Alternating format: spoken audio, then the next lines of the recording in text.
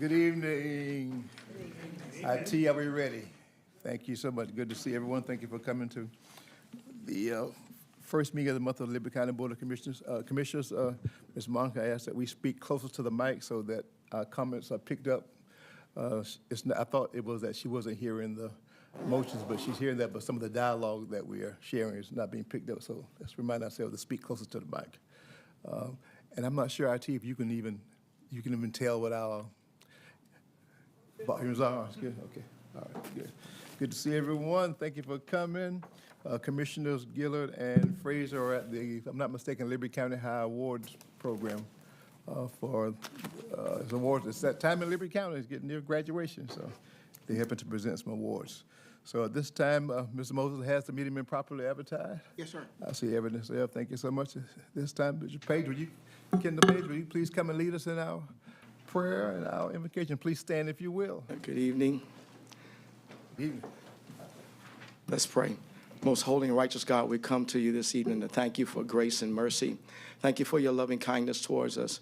God, we thank you for this county commissioners. God, we pray that you will give them the wisdom that they need to navigate through these difficult situations and circumstances and making decisions for our county, for the better of our county. God, we thank you for the absent portion. We pray for the Commissioner Walden, for him to get his recovery well, Father, in the name of Jesus.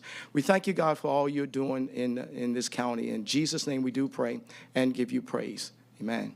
Amen. Let's pledge allegiance to the flag of the United States of America and to the republic to which it stands, one nation, under God, indivisible, with liberty and justice for all. Thank you, sir. Is there someone in here who could give us just a little more AC, or is there something going on we don't know about? I hope I wasn't trying to get you to do it, but I didn't know who had to. it's gonna.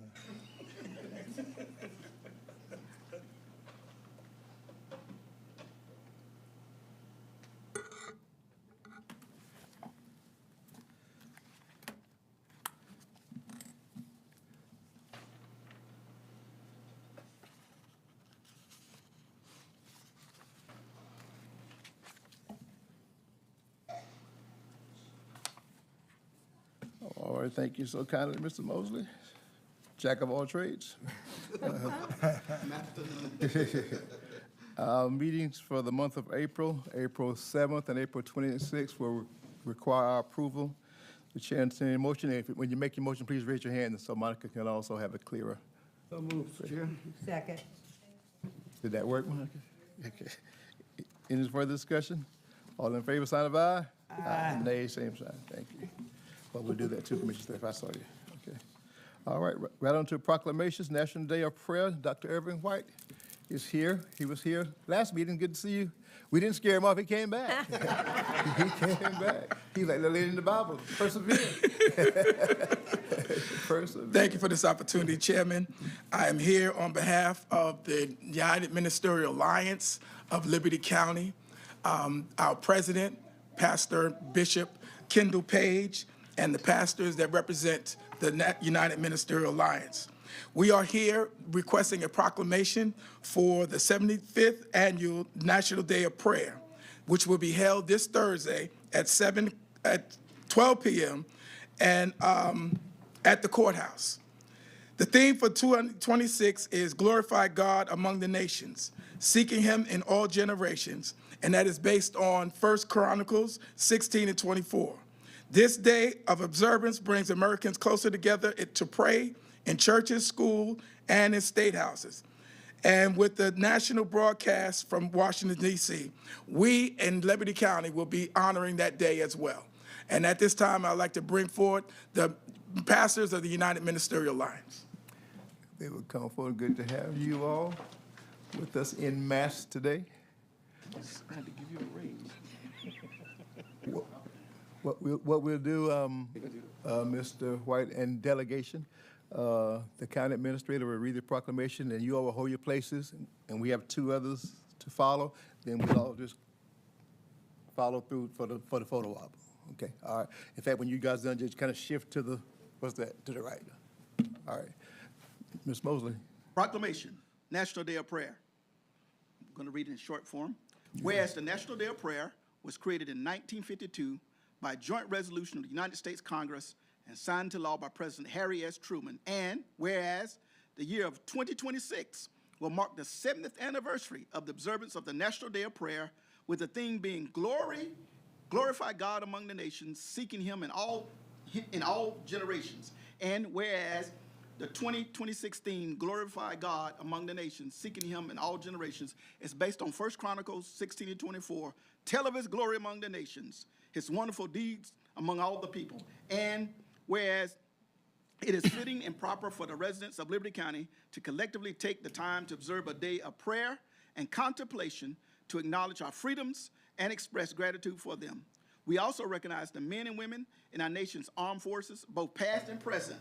Because of their service and sacrifice, we live in a country where people of all faiths can worship according to the dictates of their conscience. Now, therefore, I, Donald L. Lovett, Chairman of the Commission and the Board of Commissioners, proclaim May 7, 2026, as a National Day of Prayer in Liberty County, Georgia, and urge citizens to observe this day in ways consistent with their beliefs and appropriate to its importance and significance.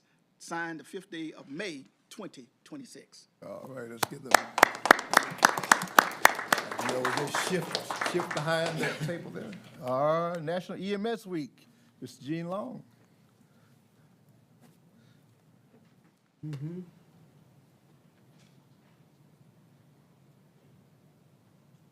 Hello, Good sir. evening. How are you? Great. How are y'all? Good, good. Good evening, Chairman, Commissioners. As we recognize EMS Week this May 17th through the 23rd, and this year's theme, Improving Outcomes Together, I would like to highlight the critical role our EMS professionals play in the health and safety of our community. Every day, our EMTs and paramedics work long hours in unpredictable and often difficult conditions, sacrificing time with their families to answer the call. No matter the hour or the circumstance, their commitment, resilience, and teamwork with our healthcare and public safety partners are what truly improve outcomes for those we serve. This proclamation helps recognize their dedication and supports the vital work they do for our county. Thank you, sir. Ms. Mosley? Proclamation to designate the week of May 17th through 23rd, 2026 as Emergency Medical Services Week. Whereas emergency medical service is a vital public service, and whereas access to quality emergency care dramatically improves the survival and recovery rate of those who experience sudden illness or injury, and whereas the emergency medical service system consists of first responders, emergency medical technicians, paramedics, emergency medical dispatchers, firefighters, police officers, educators, administrators, pre-hospital nurses, emergency physicians, trained members of the public, and other out-of-hospital medical care providers. And whereas it is appropriate to recognize the value and the accomplishments of emergency medical service providers by designating the Emergency Medical Service Week. Now, therefore, I, Donald L. Lovett, and the Liberty County Board of Commissioners, in recognition of this event, do hereby proclaim the week of May 17th through 23rd, 2026 as Emergency Medical Service Week. The 52nd anniversary of EMS Week theme is EMS Week, Improving Outcomes Together. I encourage the community to observe this week with appropriate programs, ceremonies, and activities in honor of the EMS profession and essential service it provides. All right, Gene, give it. We express our appreciation to your team, sir, for the work they do every day. Thank you. We appreciate it, and all y'all's support as well. You just joined that prestigious group over there. Liberty County Mental Health Awareness Month, Dr. Ashley Allen. CEO, Gateway Good evening. and Company.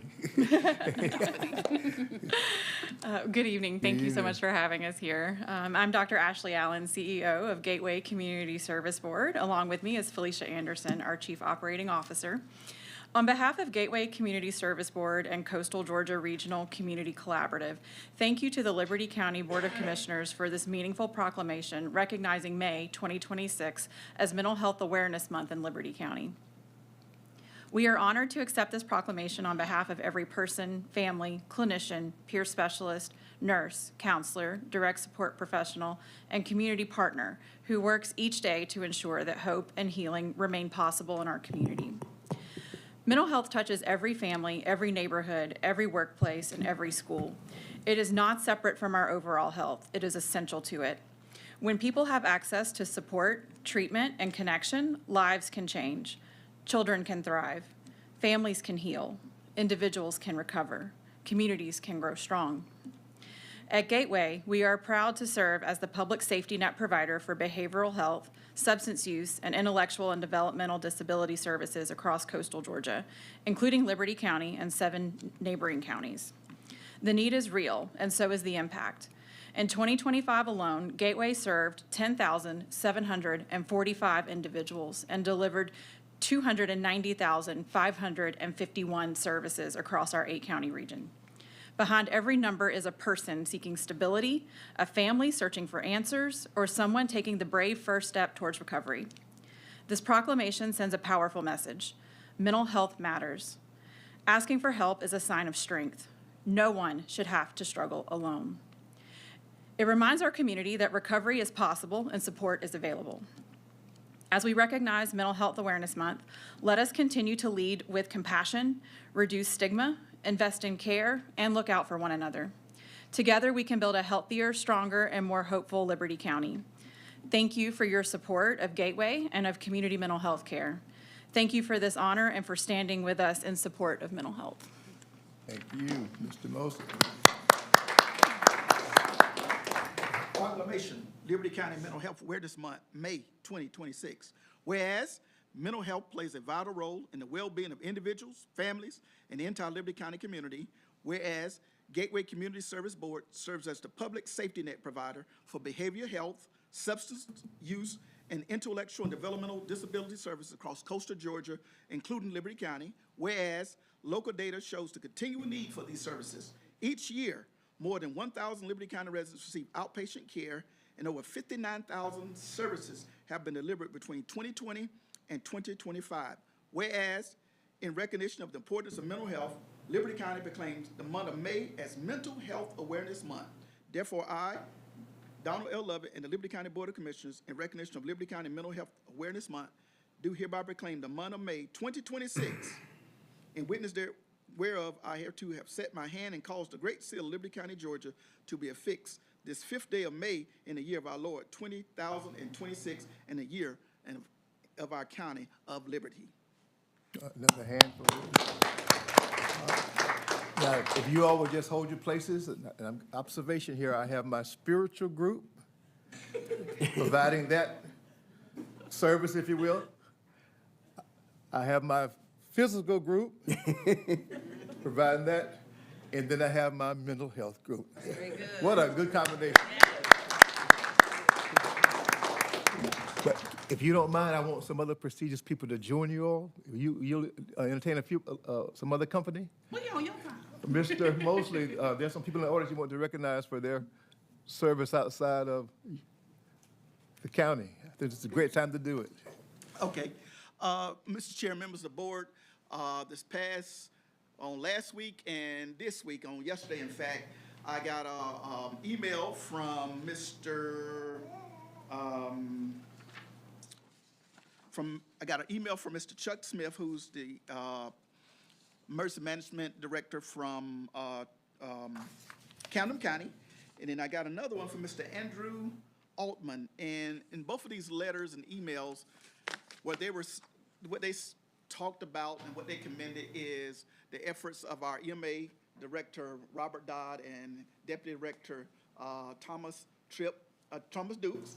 And then also they talked about the great service that they received from Chief Darby and his staff, and we have Deputy Morrison with us today. They were very commending, and they said that these guys were very knowledgeable, they were very professional, and they were greatly and sorely needed. And that the EMA Director from Camden County said, if I'm ever in trouble, I'm calling Liberty County. So they're very complimentary, these guys. And Chairman, as the staff, we've stressed our theme this year, or our theme is excellence, effectiveness, and efficiency. And so That's what these professionals exemplified. Come up and take your bow. Come up and take your bow. Come on.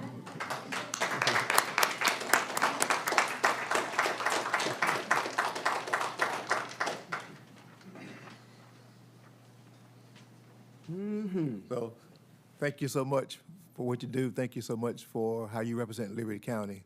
You know what I'm going to say. You make us feel Liberty County County proud. Liberty County proud. So I Well, know- we all reached out to Hen, being a neighboring county, so we went down there and provided some help with them, and we would hope they would return our favor if anything ever happened where we would have to reach out to them. So neighbors helping neighbors. Well, thank you so much again for going above and beyond the call of duty. We appreciate that. Okay? All right. Dr. White, if you and your group would come and stand behind us for your photo op. And then Gene will have you next. And then we'll have Gateway next. And then we'll have our local public safety heroes next.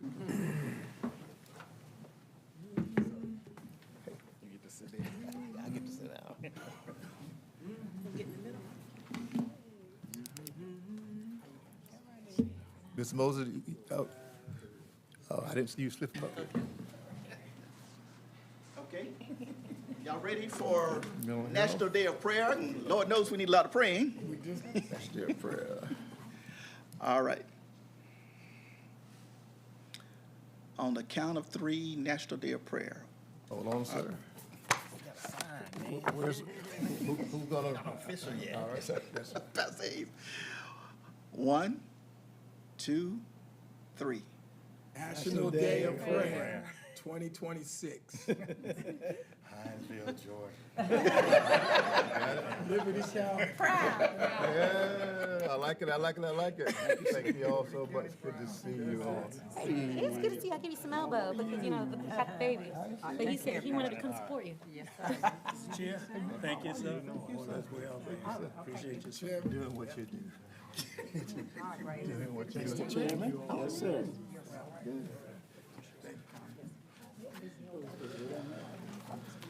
Let's see, EMS.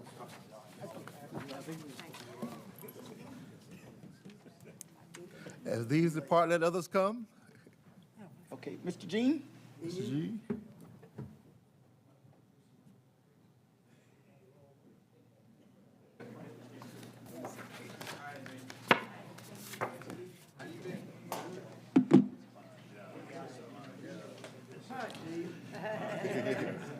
This is for National EMS Week. All right, ready? 1, 2, 3.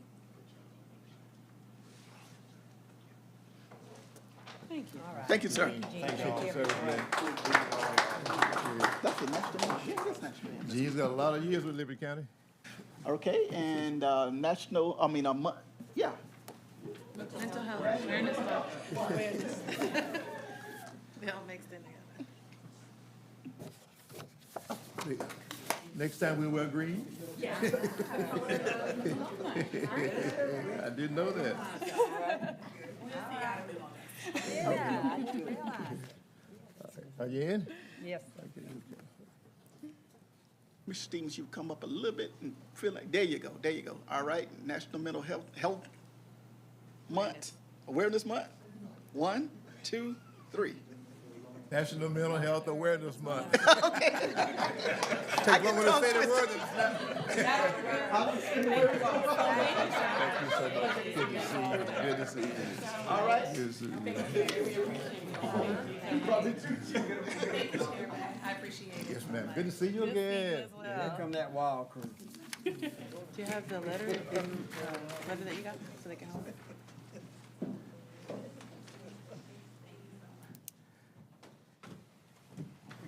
I'm just gonna hold a copy of, you got something? Yeah. These are the guys that made Liberty County. So Folks down there. these are local heroes who help our neighbors at the Brantley County in. fire. So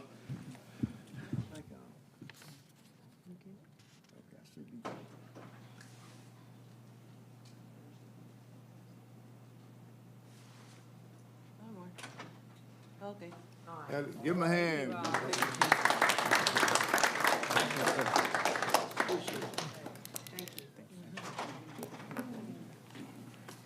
Thank you, gentlemen. Thank you.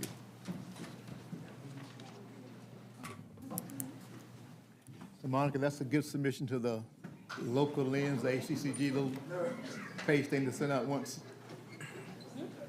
You may not get it, but we get a little, ACCG sends out, maybe even weekly, a little blurb. We'll make sure you get It's answered. called Local Lens, and they highlight things like that in the county.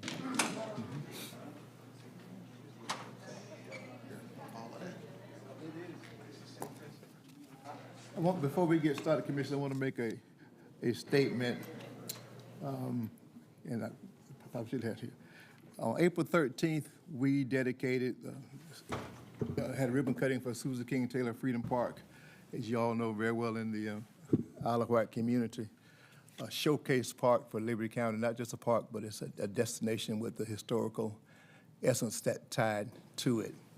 And even since you've been there last, they've added some landscaping. It's more stunning now than it was when you were there.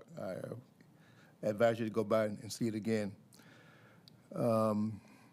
Before that park was renovated, it sat there in disrepair. And a true story, we were having our 5K one Saturday morning, and a young man that was volunteering with Dr. Karen Bell was there. And I asked him where he lived. He said, Isle of Wight Road. I said, oh. I said, we're doing that park. He said, yeah. He said, the drug place? Sixth grader. That's what he called it.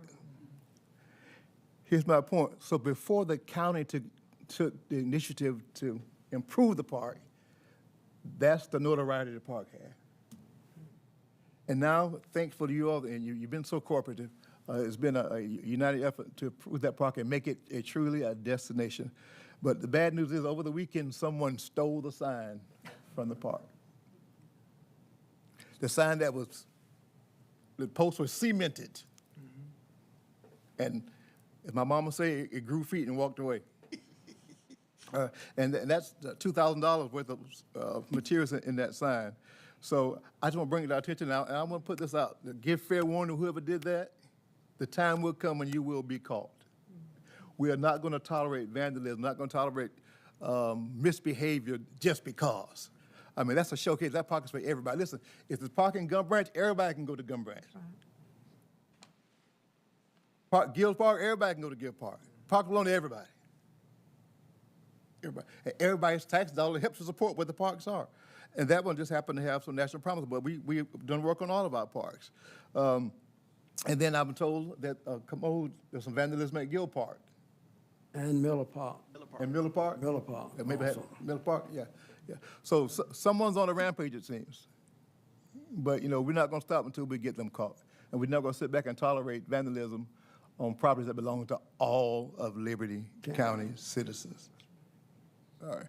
We're all in this together. So I encourage my citizens from Isle of Wight, all the parks, be vigilant about what goes on in your area. Don't just ride by and let people just do what they want to do to destroy county property. And we can't allow that to happen. I need your help with that.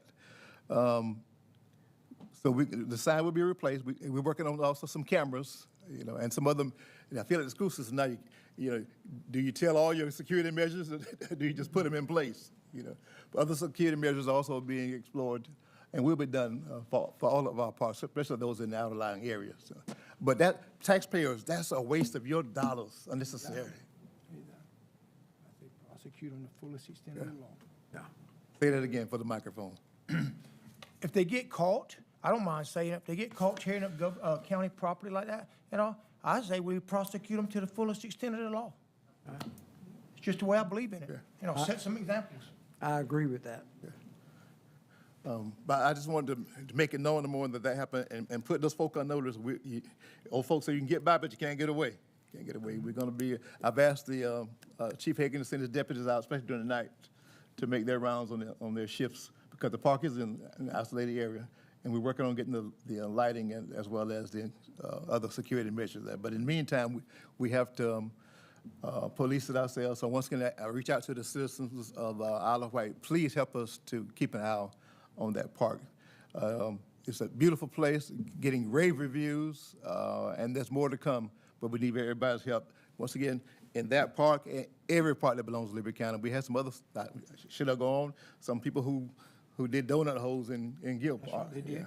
Yeah. And earlier, some vandalism that was done at Schuman Rec. Schuman Rec. You know, Schuman Rec, yeah. But we cannot allow this to happen over and over again to what's public property that belongs to all of us, and we all want to be proud of it. So thank you so much for your help. Thank you for listening to me. But it just hurts my heart that so much has been done, and then in that short period of time, someone has come and done that to the park. But we all care, and we're going to stand behind it. All right, departmental reports. Mr. Rickerson. Good evening, Chairman Lovett, members of the board. Tonight we have a somewhat unusual plat for you to look at. This is a simple conveyance plat. It meets all the requirements of a simple conveyance, and that's normally handled by staff in our office. But this one's got an unusual feature that we felt like we needed to refer this to you and let you help us make this decision. So if you'll be patient with me, I'll go through and let you look at it. This has been requested by Mr. Justin Webb. His engineer is Adam Wilkinson with Goose Creek LLC. Adam's here tonight. They're proposing to do 6 lots on 40 acres, 40.51 acres off of Right Patch Road. They want to do 6 single-family dwellings, and the property is Zone A1, and the lots they're proposing are way above the minimum for A1. Again, this is in Right Patch Road in District 3. And this is the vicinity map. You can see Highway 196 here, just off of 196 on Right Patch Road here, near the county line road there, and I think that road there is Wheeler Farm Road. It's kind of between there. You can see the pretty big, good-sized piece of property. And as you can also see, this is a blow-up of the boundary of the property there. You can see that with the green map here, this is kind of an island in the middle of a bunch of wetlands, but there's a good bit of usable land. But the unfortunate characteristic for this property is that all of the frontage of this property is all wetlands, so you got to cross over the wetlands to get back to the developable land. So they're wanting to do the lots back in the rear, and they want to cross over at the skinniest part of the wetlands there to not disturb this wetland over here. And Go back, just one minute. okay. Go back there and tell me about the road again. Where they want to put the road? Yeah, this is Right Patch Road. They're wanting to come off right here. You can see right there where there's already a logging road that's been built there, and they're wanting to bring a road off of this and come over into here and have lots, 6 lots here. The lots actually, and I'll show you in another graphic later on, the lots actually all come down to Right Patch Road. That's why they meet the definition of a simple conveyance, but even though they got frontage on Right Patch Road, you can't really, you can't practically get a driveway in there. You could pay the Corps of Engineers a lot of money and disturb it and run a driveway across there, but it wouldn't be a practical expense. So this is the only way to really get to the property is this little road here that has already been built. It's a logging road. So these are the minor subdivision types, and simple conveyance is what this is. It meets all these requirements here. It does have frontage on all the lots would have frontage on Right Patch Road. There are no improvements, no utilities or improvements that are proposed. Would be a private street. No new streets are proposed. No construction of any improvements for any kind of water, sewer, stormwater, any of that stuff, and no dedications to the county. So it meets the textbook definition in the UDO for a simple conveyance. This is another form of conveyance here. That's not really what applicable here. That's also the provision that the UDO allows people that have properties that have a lot of property in the back and need to get back to it. It allows you to have a 30-foot easement to get back to those properties. That's not really the case here because we've got they're wanting to do 6 lots here. So this is Mr. Goose Creek's request. They said this is a request from the Board of Commissioners to concur with the attached plat for this parcel. It meets the definition of a minor subdivision simple conveyance under the section of the UDO there. The proposed subdivision satisfies all of the above criteria, which I've just went through with you. All lots have frontage on the existing street and no improvements to the street are proposed. Number 2, the lots will be accessed via a shared driveway that has already been discussed and approved by the Liberty County Emergency Services Department. Number 3, the property will be served by individual wells and individual septic tanks and does not constitute a community or public utility system. This classification has been reviewed and approved by the LCPC and the Health Department.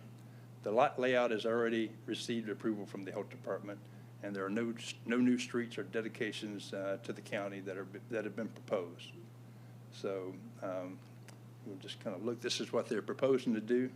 Again, this is the original boundary that we looked at the beginning of the thing, and you can see they're proposing to do 6 lots, all of which would have the minimum required frontage.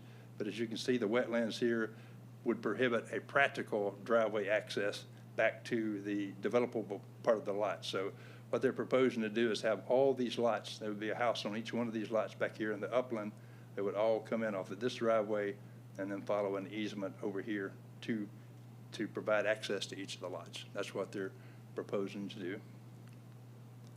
And the considerations that we like to for you to consider: all lots have the required frontage and meet the requirements for the simple conveyance. However, due to the wetlands using that frontage access, it would be costly and require a permit from the Army Corps of Engineers to get a driveway on each one of those individual lots. However, it appears the developer does not intend to access the lots from their street frontage, and as you saw, they are proposing to use easements to get back to the behind the wetlands to the developable portion of the lots. And a shared access conveyance, which would normally you'd use to get to hard to get to property that doesn't have enough frontage, only allows for 2 lots to access, and they're proposing to have 6 lots here. So that's why we're bringing it to you for your judgment about whether or not you'd like to consider this. Let me go back to the plat, and then I'll be glad to answer any questions. And Adam is here if you've got any questions of him. Mr. Chairman, that is in my district. I had a couple, I drove out there before I came to the meeting. Adam, where is the two, you've already got one mobile home facing Rye Patch. Yes, ma'am. Where's that on? Is it on this plat anywhere? No, ma'am, but it's right to the left of the existing driveway. Okay, all right. So it wasn't in wetlands. No, ma'am, All it was right, not. and this road that you have going back there, is that where 1083 and 1071? There's 2 mobile homes on a dirt road already out there? Yes, ma'am. So where are they located on this map? Right to the, right here, right there and right there. Okay, so they're off of the that orange pinkish line? Yes, ma'am. That's the road. And so you want to, do you realize there are no culverts on that dirt road? There are no culverts on those 2 mobile homes.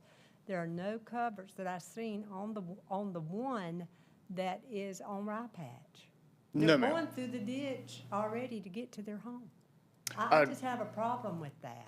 No, ma'am, I did not realize that. I'm surprised the county didn't require Well, a it's driveway not our pipe. road. That On the, orangey colored is not our road. I assume y'all gonna maintain it and it's in bad shape. oh, the existing driveway area, the existing Those access, two yes, mobile ma'am? homes back there, I would call it a road. Yes, ma'am. I So, don't know, when those folks moved in, I would assume y'all told them that is not a county maintained road. yes, And ma'am. It's got quite a bit of dips in it already. They should be aware, are aware. I did not speak with them directly. That is not, I know just really on, have a concern because I've seen some of the other parks that Mr. Webb has built in Liberty County, and they're not up to par. And, this board has sat here time and time, month to month, with folks coming back in here and wanting to know who owns that road. They pay their taxes, they can't get to their homes, and it's because of folks that are not doing it the right way. yes, ma'am. So I can look at addressing any drainage improvements that would be needed for anything existing. I was not made aware of anything like that. On this specifically, we do have it on the plat mentioned that this is not and will not ever be a county-maintained road. And this would be, if they're purchasing property in here, a voluntary private driveway. Madam Vice- That's about a half.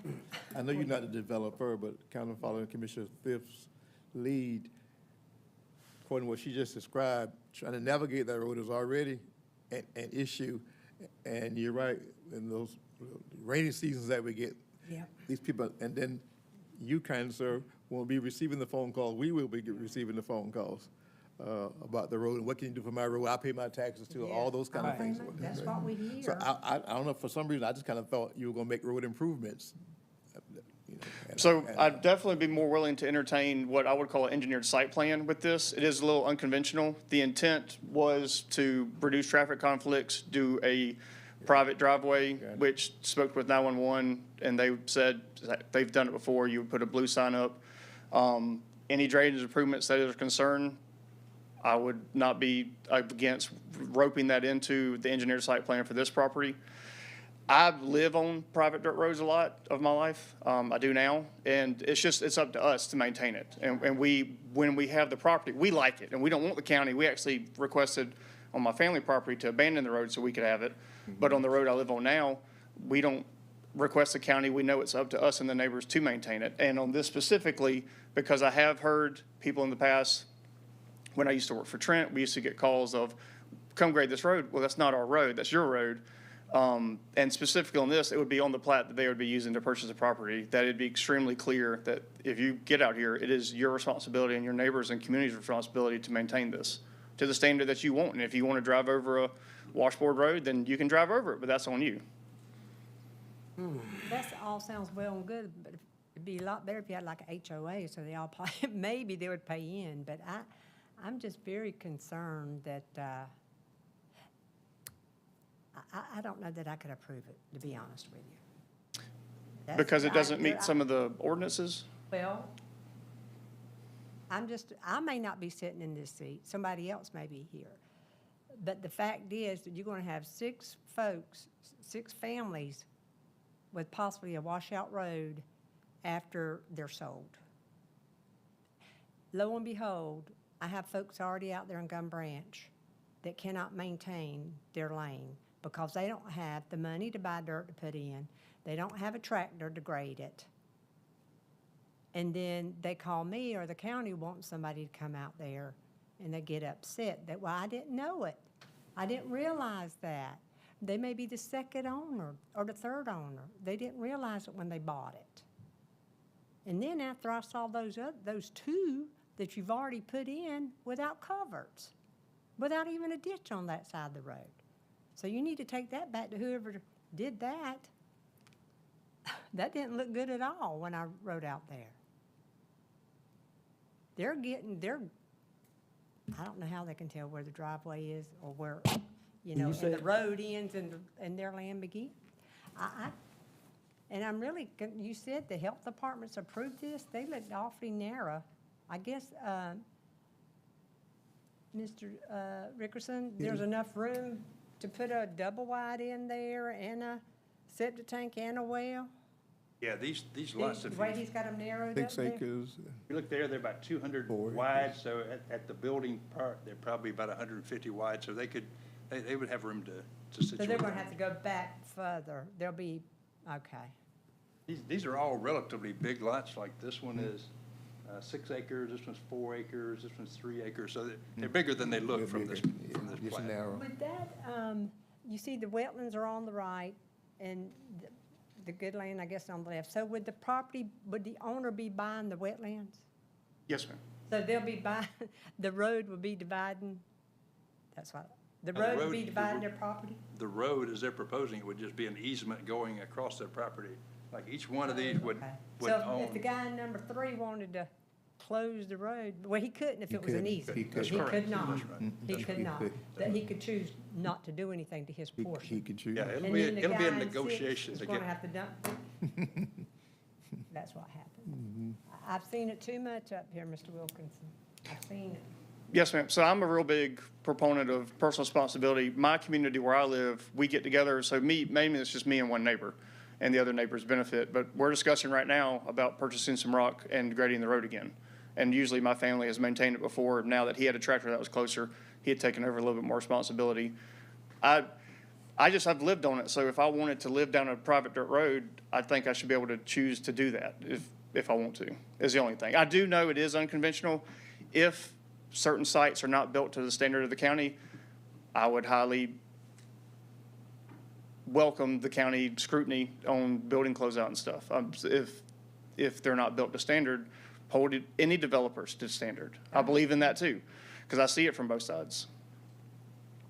On this one specifically, I felt that it met the ordinances. Also, in general, it also reduced the traffic conflicts. If I could have accessed the frontage, which they can, it is uneconomical and was not the intent. So I'm not going to sit up here and say it was, but it is possible with and without a Corps of Engineers permit. You can do a pile supported structure, which is no fill. But in general, I thought the layout functioned well for the area and met all the ordinances to be allowed. And again, I would more than welcome to do what I would call an engineered site plan.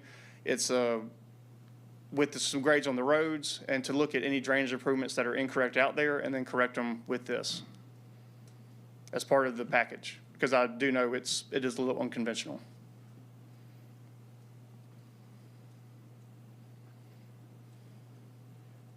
Five years from now, Yeah. 2 year, a year. And I've understood, because I come to a lot of these, not as many here as I used to, but I come to a lot, and there are people and it's not a get good mad feeling. at y'all for no reason. Not a good feeling. It's not, but that's, Oh, if it's on the plat and if you bought it. Yeah. I don't actually understand why they come here, in all honesty. I was like, you're an adult, you know what you bought. I mean, you don't be mad at the commissioners because you live on a private dirt road. That's what you chose to do. Some people love it and some people hope it gets taken You know, over. Getting that new home, everybody has that new warm and fuzzy because they're getting a new home and they forget about the road until it rains or have a washout, then It's it gonna need breaks. maintenance. Then they want It's the gonna county. have to have maintenance, yeah.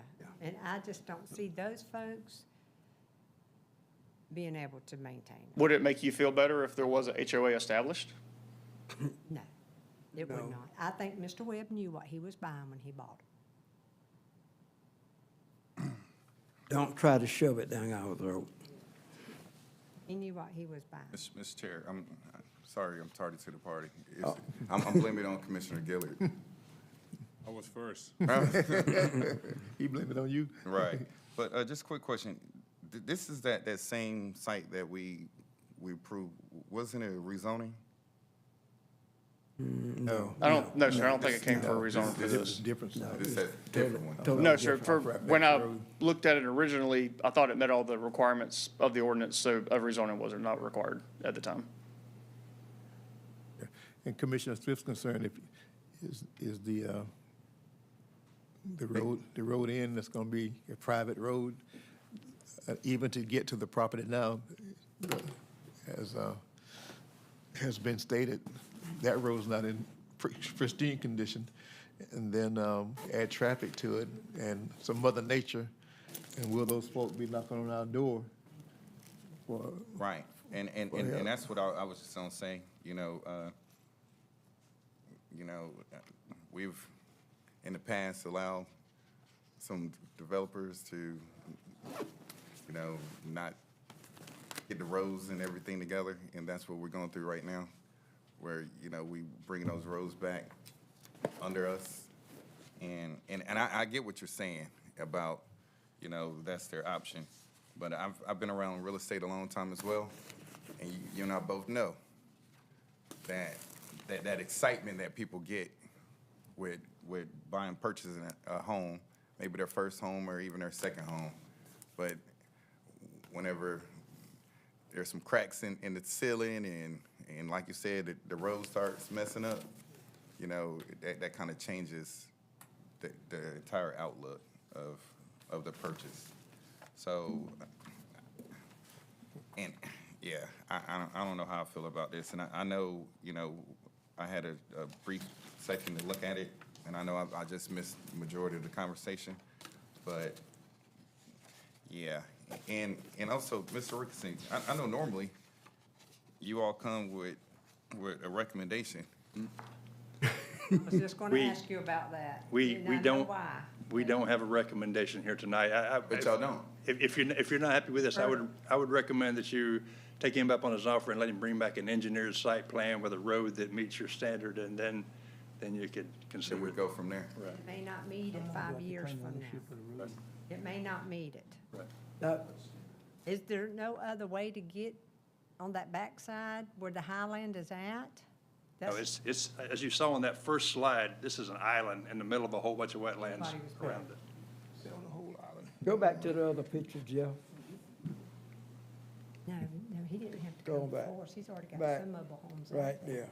there. So Jeff, right there is where the mobile homes is at, right? These are the ones that Ms. Thrift was saying, don't have the driveway culverts on them. Right.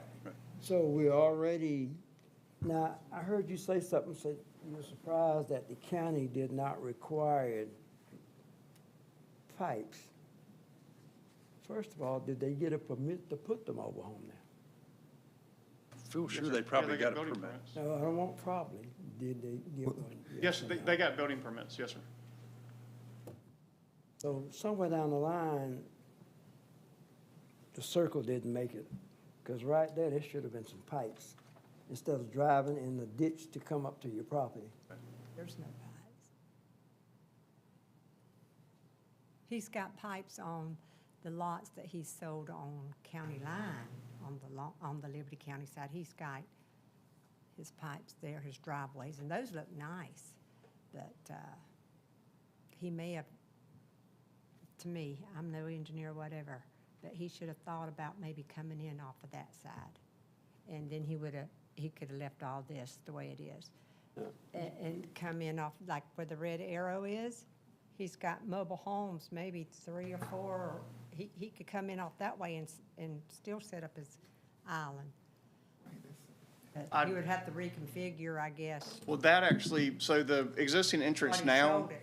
Yes, well, yes, ma'am, that too. But the existing entrance now existed, and though the wetland inventory map has wetlands crossing Rye Patch would not be considered wetlands in the Corps' eyes, as the existing entrance now would not be. If we tried to come from the left side over in the original design, it would have been a Corps of Engineers filling permit, and I recommended not doing that. Very low. And I've had people even ride by there that didn't even buy in there, just riding by and say, how in the world are they putting in mobile homes there? They don't even live there. Sure. They see all the water that's standing there. Chairman, let me ask a question. Right there, is that a dirt pit? No, sir, it's just where the trees have been cleared. Okay.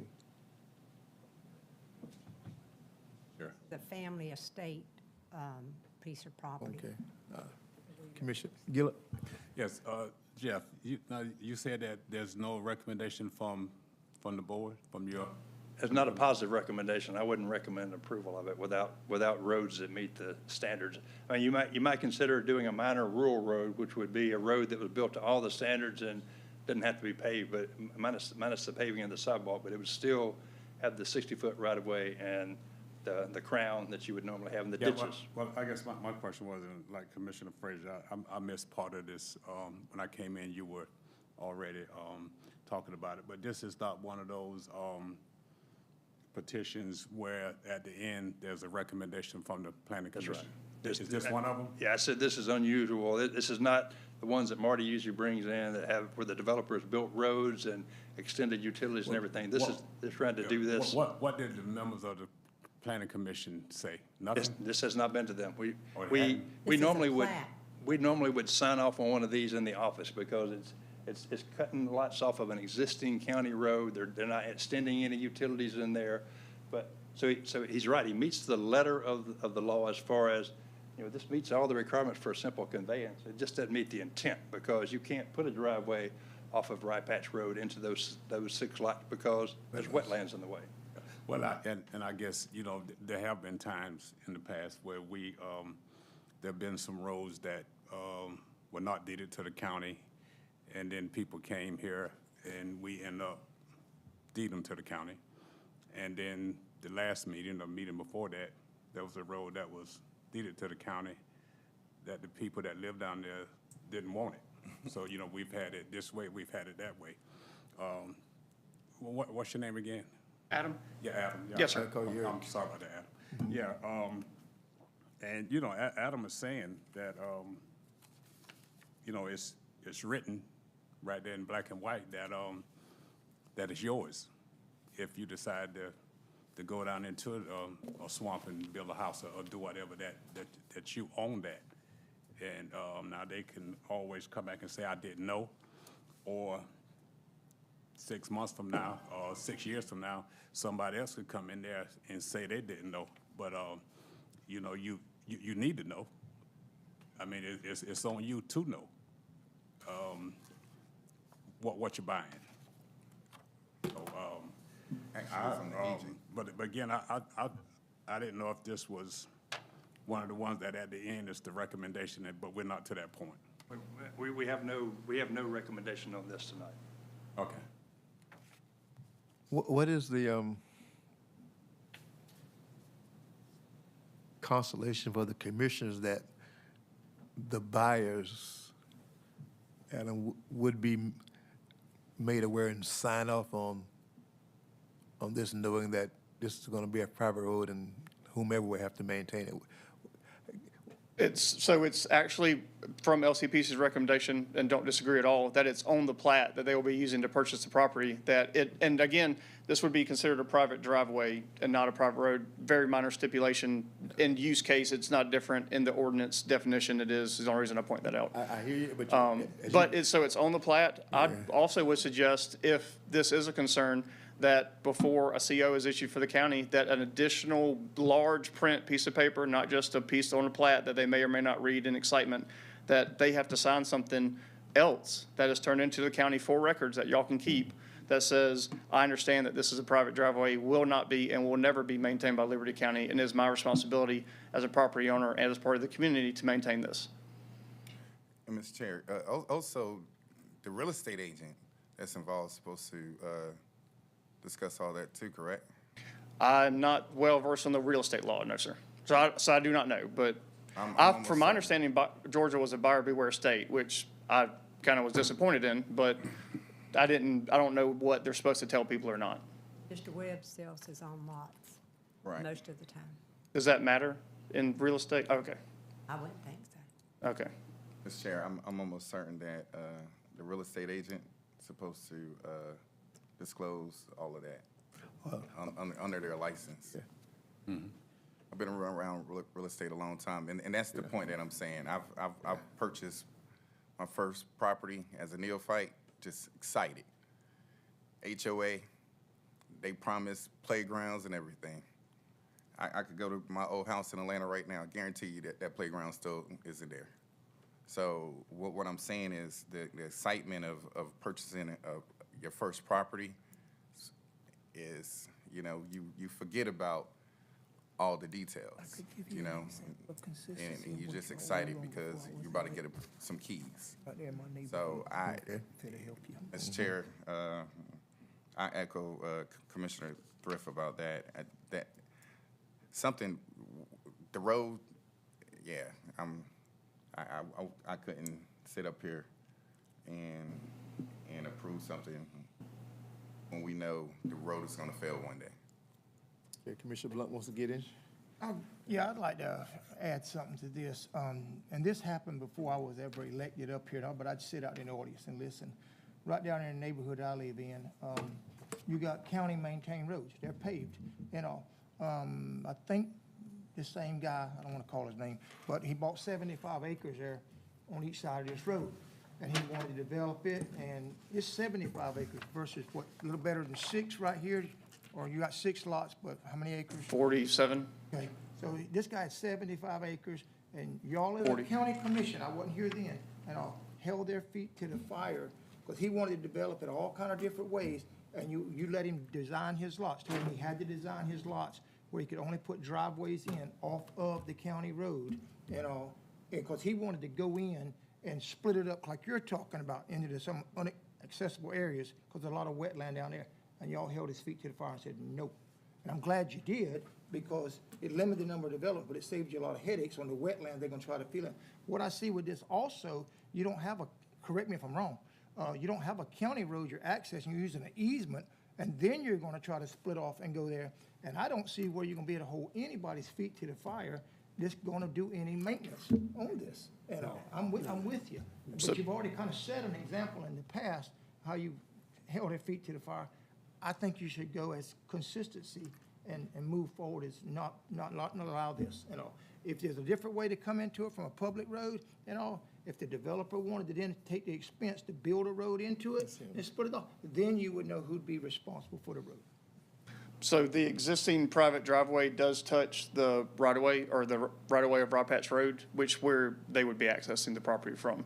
If they so chose, the developer does not want to do this, but if the individual property owner so chose, they could put what I would recommend first would be a pile-supported structure. It requires less permitting, in theory, no permitting from the Corps of Engineers, and they would be able to access to the existing right-of-way of Rob Patch, if they so choose. I do not think anybody's going to do that. I think it's uneconomical. So I'm not up here to say that, but it is possible to do that. The intent was, though, to do a shared drive and to reduce the driveways. The 6 lots you want to put in, the 2 homes that's already there on the left-hand side of the road, with the traffic, if you were allowed to put the new 6 homes in, these 2 homes here is liable to start acting up, because the road gets all nasty and messy, and they can't get out where they used to get in and out fine, because there's only 2 homes. I think we kind of know what we got to do. Oh, yeah. Where is Mobley Road? It's, He's bought down to Mobley Road. yes, ma'am. Because he's already got a mobile home in the very back. So Yes, ma'am. how are they getting into that one? So Mobley Road, I don't know if you can go back to an aerial of the total. No, you can, you can't quite see it, Ms. Connie. But there is the wetlands on Mobley. Are you talking about that, when you come up Mobley, the furthest north lot? Yeah. Yes, ma'am. So the wetlands actually left a section where in between the wetlands and the property line was uplands. And that's how that particular trailer is getting access. Well, I think he just bought a bad piece of Yeah, property. and we don't need to walk into this with our eyes wide open. You know, I just think you need to go back and see if y'all can get. And just to reiterate my request, the request was for the commissioners to either confirm it meets the requirements of a simple conveyance or not. And you said it does? I believe it does, yes, sir, but Jeff can speak on that. Let me ask you It a meets the question. letter, but not the intent. Right. Those wetlands have the same effects as if the road didn't, if those lots didn't have frontage, because they're not, there's no practical access, so they can't build their own driveway across that. Said it meets the letter, The letter. not the intent. Yeah, the letter, the ordinance says if all the lots have frontage, and they do have frontage, every one of them, every one of these lots that he's proposing has frontage, but they don't have access. But the access is possible. Yeah. You'd have to come across that much wetland with a driveway to get to each one of those units. It's just not, it doesn't meet the intent of your ordinance. So does the ordinance need to be tightened up a little bit? I don't think so. I think they just need to build a road. In this case, you got a piece of property that dictates a road to your standard coming around so that all these 6 homes would have access to that road with driveway pipes and, you know, normal things that you would expect in an urban development. Mr. Chairman, you ready for a motion? I'm ready. I would make a motion that we disapprove the Wheeler track. Is there a second? Motion and a second. Maybe they can go Commissioner back Thrift, and figure out another Commissioner way. Blunt, any further discussion? But Mr. Rickerson, you did suggest that, that they come back with some type of engineering. He offered to come back with an engineered site plan, and unlike a zoning, there's no time limit on this. You can come back next week if you can get it done. Okay. So I guess for clarification, even with a disapproval, he can still come back? Yep. Okay. Someone needs to own the road, in my opinion. You understand where we're coming from, my friend? I have a difference of opinion, but I understand your concern. We Yes, sir. received that, but you said you've been at a few meetings, you know, we've gone through before, and it's Commissioner Thrift's right. These people will, even if the real estate agent says sign here, some of them are reading, some won't. Give me the keys. X number of years from now, they'll come back, they'll say, hey, I'm paying Liberty County taxes, widen my road, you know, I don't want to hear this thing about not being there. And be like, look at your you're plat. You're one of the few who abide by that, you and the other person you mentioned, but the people who we've spoken with, they don't receive it like that. And I mean, I understand what you're saying, but you have to understand you're a real estate professional. Yeah. So you understand real estate from a little bit more detail than someone who just deals with real estate once every 10, 15 years. That's the difference. Yeah, and I just live on dirt roads, and understand. it was very I was raised obvious on what one we too. were supposed to do to our own driveway. Well, y'all speak for yourself. I wasn't, listen, I never lived on a dirt road. I raised on it. But the Never.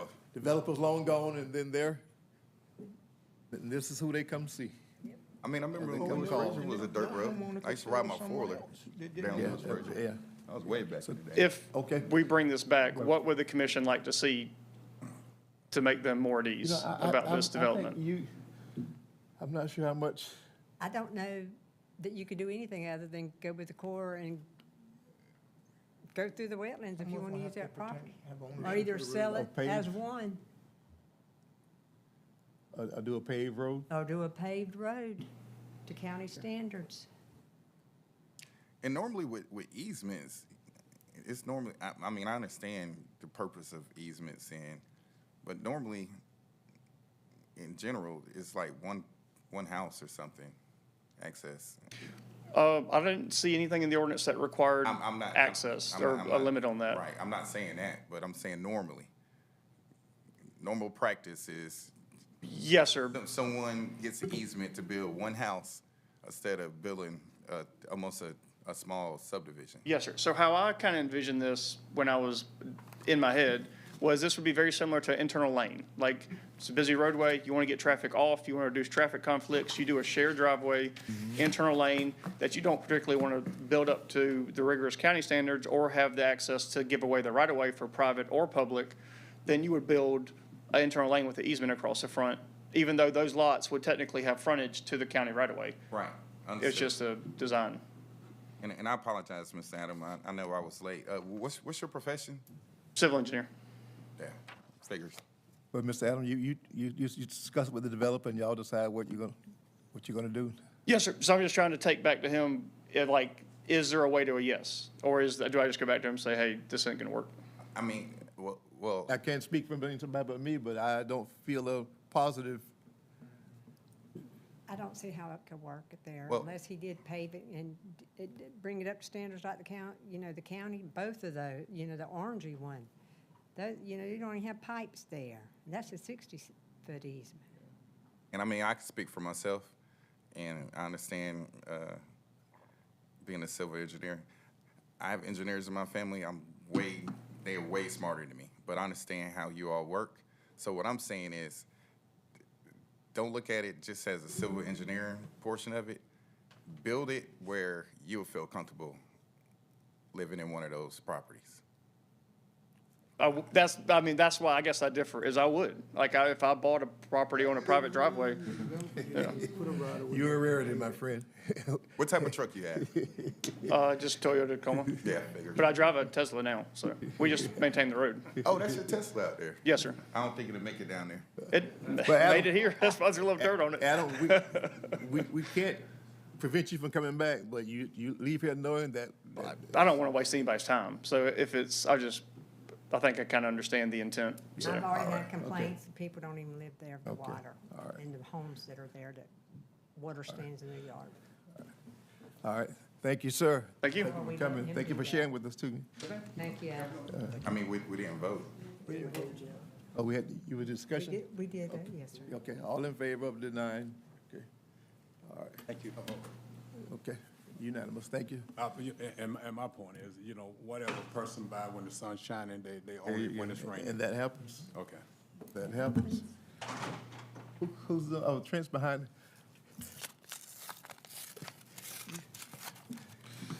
All right, so I have two things on the agenda tonight. We're doing my monthly status report because I'm going to be out of town during the regular monthly meeting. Oh, no. You can come with me. I'll put you in my suitcase. I don't think you're going to fit and fold up good enough. So the main trails, we have the bid documents ready. We're going to try to have that bidding in the next couple of weeks so that we're bidding and opening that up in June. The Kings Road drainage improvements, and the reason I'm kind of hitting some of these, and I want to go back and, I'm sorry, I want to talk about Stevens Road. The chairman had a couple of questions about, how are we with drainage? Yes. This month with some of the issues that we had Leading into the back storm in season. August. And Stevens Road was one of the areas we have drainage. And, we went through and we did a design of how to fix that, and we need a couple of easements to get through that. We've sent out initial letters and second letters. And I've had one lady that said that she would do it if the others did, and that's about it. Now, Mr. Gaskin, he already has it on his plan to give it to us, so that one I'm not counting as a problem, but there's 4 that I gotta have to be able to do that, and I'm just not getting any response from them at all. So, until I have something that I really can't fix Stevens Road drainage. Right. So that'll be stuck for a little bit until we get that resolved. So we've tried everything. Yes, sir. Yes, sir. And there's no other real route, because that's where the water's going now. And I don't have a way to get down beside Stevens Road without getting in some of the big old oak trees, and there's just a lot of other Well, problems that are in the way. Commissioner, Stevens, I'm going to request that you, was Sandra kind of like the point of contact for that, Sandra Smalls, or no? Who would you consider point of contact? I want the word to get back. We being held up because we can't get easements. That's right. I think it would be that first house, Trent, on the. Yeah, so when you turn on Stevens Road, you got the 2 blank pieces of property on the right? Yeah. No response from either one of those 2. Right. And then once you cross the little road in the middle, the second one, there's no response. Right. But the lady that's the first one on the right, it was actually her son's, and she came to me and said she'd tell her son to do it Yeah. if everybody else gave it. How about the If one, everybody Trent, is. way all the way down on the right-hand side where the pond is at? Oh, yeah, well, if you go further down there, my problem there is my road's as low as a swamp that I have to drain to. So we need to stay back. Yeah, and it kind of won't, I can hardly get it to go anywhere. Okay. I was just trying to So- find a way, That one's so they'll that's a know problem. we just didn't quit on it. We run into obstacles with getting easements. That's right. Now, Kings Road drainage is another area that was a problem. I'm meeting with 2 of the owners for easements Thursday night, and we have a coastal Marsh Protection Act permit that we have going on. And I need their easements and their signatures to be able to do that. Because I definitely want to do that, because I'm discharging into the marsh. So once I have that, that is ready to go. The design is done. Just need that CMPA permit, and I need the easements, and we'll be able to get that on the streets. And you said the marsh or the river? The river, but it's same difference. Same, okay, all right, It doesn't matter. okay, all Yeah, got to have the same permit. right, okay. Same kind of permit that we started on Islands Highway box culvert that kind of got us all in trouble because it Right, didn't get done. yeah. Got to have that one. I don't want to get stopped again. I don't like that. Sunshine Lake Road, the asphalt is down. They were out there yesterday and today grinding some of the little striping that was wrong, and it's gonna look better. They tried several things to try to get rid of that striping, but, they should be striping the rest of it. We have one little bump in somebody's driveway they're gonna try to work on and make that better. And then that project will be pretty close to finished. Live Oak Drive, we are going to be, having a pre-construction conference next week on Tuesday. Okay. And I'm expecting him to be putting down asphalt late June. So during the summer. Just a quick question. What's the time frame you think it's gonna take that? Once he starts putting it down, a week, 2 weeks. Sounds good. Yeah, this gonna be one of those things that, you just sit there and wait, and when he finally gets there, it's boom, it's done. Right. And I can't remember. Well, I guess Samantha's not here. Are we using my T-SPLOS funds or SPLOS? Splice. Okay. So, because we had talked about either Varnado or Eunice Road, or no, not T-Splice. Eunice, the road that goes through Eagles, Eagles Landing. Eagles Landing. Right, I Yes. got you. So we'd probably need to discuss which one you want to start on and when you're ready to start on that. 10-4. And also, Mr. Chair, I think we need to design a T-Splosh sign. I know we talked about it. That'd be great. That's separate from Splosh. Okay. So people will know the difference. That'd be great. Cool. I think I just drew one. Oh, goodness. On paper. There you go. All right, Mary Todd Road, we've been waiting a long time for our appraisals, Yes. and they came in this week. So we'll be having a lot of meetings with the property owners in the next month or so. So that should be looking a little different as far as my report goes, because we finally got through those appraisals. Highway 17, Barrington Ferry Road, Lewis Fraser Road intersection, the roundabout. We have our PFPR, which is preliminary field plan review, Thursday. What time? So, well, it starts in Savannah at 9, and then we come out here, and it's an all-day affair. But you can go out there. You can see orange in the road where I've put dots where the new center line is going to go, because if you're coming from Riceboro toward Midway, the road's going to kind of go off to the road to the right, and then it'll turn back into the big middle of the triangle. And then when you get past the triangle, you can see the orange dots in the road where you kind of get back into where the road's going to be. So you got some twisting and turning to do. As a matter of fact, some of my employees were, like, why are we doing this? When they were out there staking it, and they almost saw 3 wrecks in one day where people just aren't stopping and turning. And I think there's a lot more danger to that intersection than we actually see. Also, you can see Lewis Fraser Road, it's going to turn a little bit, and the way Barrington Ferry Road will turn a little bit. So you can kind of walk out there and see kind of what's happening if you just kind of walk around and look. Now, the paint won't stay forever, but it'll be there for a little bit, and you can kind of see where things are. Which brings me to my last item, which is the next item on the agenda, if that's okay for me to move right into that, to go along with the Barrington Ferry Road, Lewis Fraser, Highway 17. One of the things we have to do is, there's 2 things. We'll end up maintaining the lighting, because we'll have street lights here. It's not time to sign that agreement yet.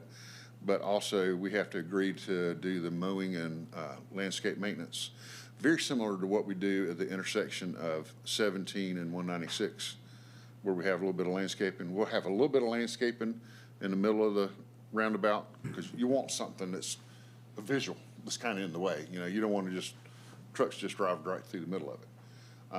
But we have to agree to maintain that and mow that intersection. So the Department of Transportation has a standard agreement, which is, looks like my good buddy Kelly wrote it.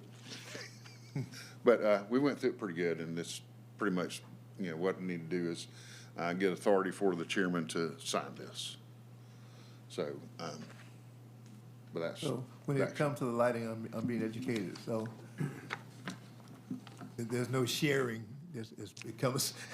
No, sir, not a lot of sharing Even though with that's that. a state highway. It's kind of like our intersections at 95 and 17. Yeah. In Riceboro, we pay the bill for those lights there. And likewise, the LCDA pays for the light bill and the maintenance of the lights at 95 and Highway 84.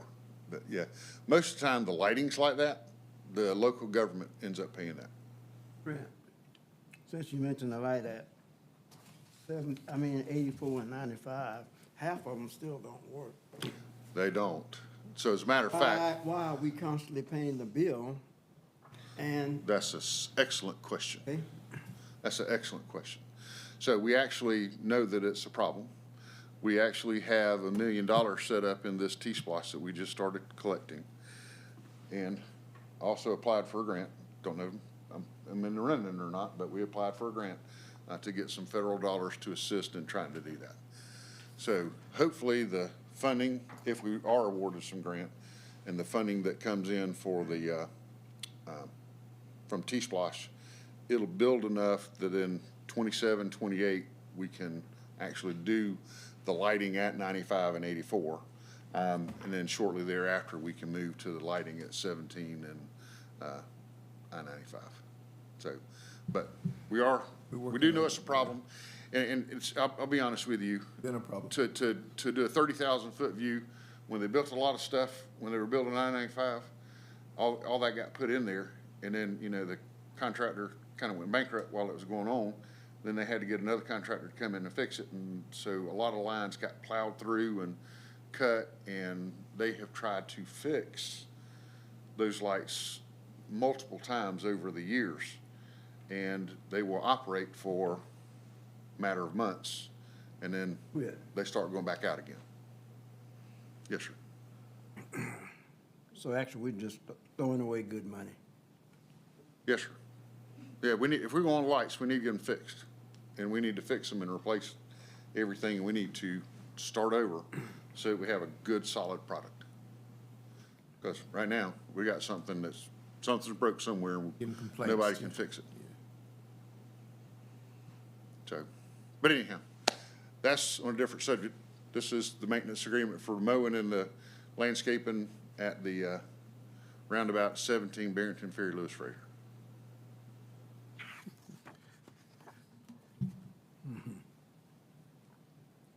So before you even get the project completed? Well, it tells you that it's at the end of the project. Yes, sir. Yes, sir. It doesn't start until, it doesn't commence until the project's finished.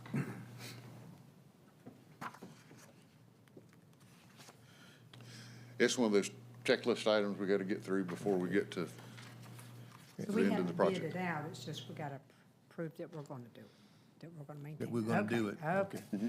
Yeah, I mean, we actually sign it, and the way it reads, if I'm not mistaken, it doesn't take place until the improvements are made. Okay, All right. all right. All right. And this is one of the boxes we have to check off for. Okay. All right.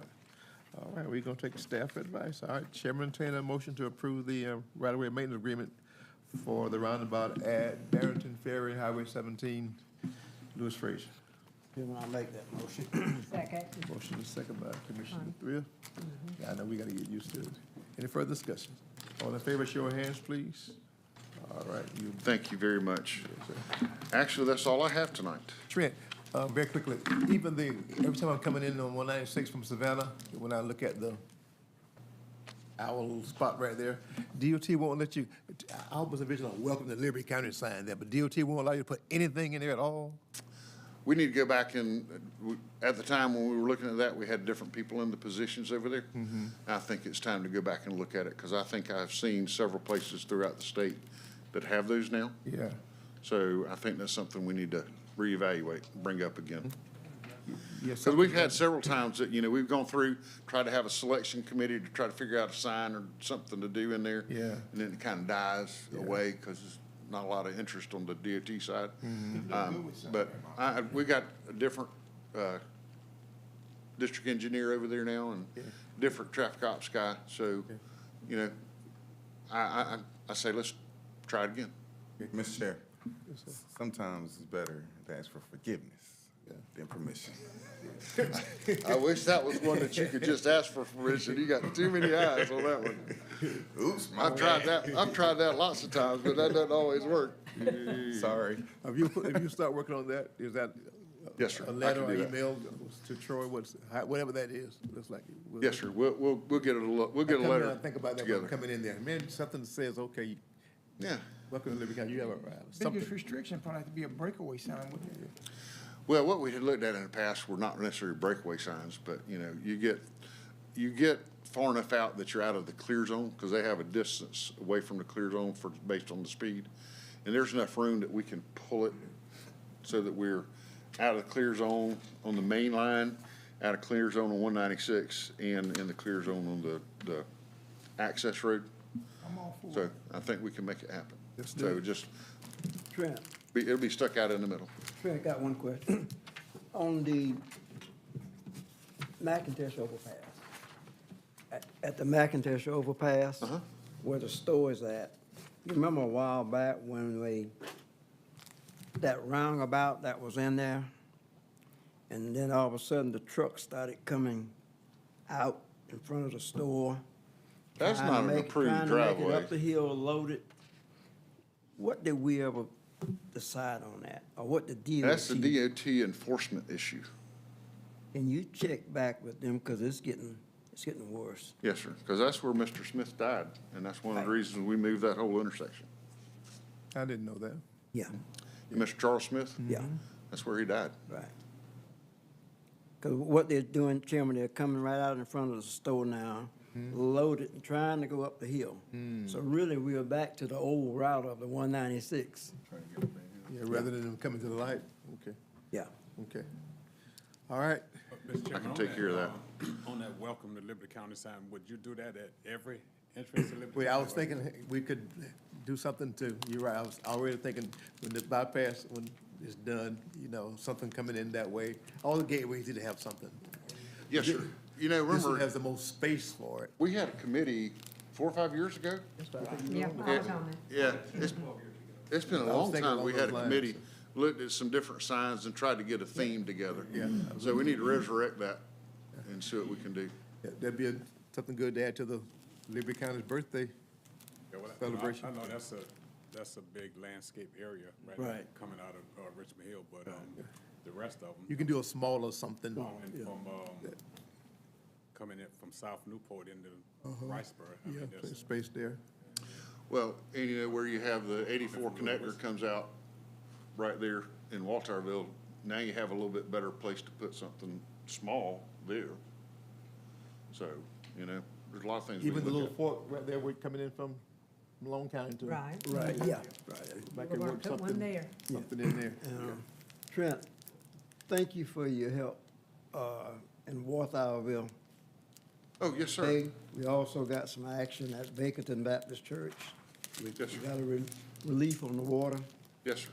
So So, I was glad to help. Glad I was able to get that facilitated a little bit. and I do have his number now.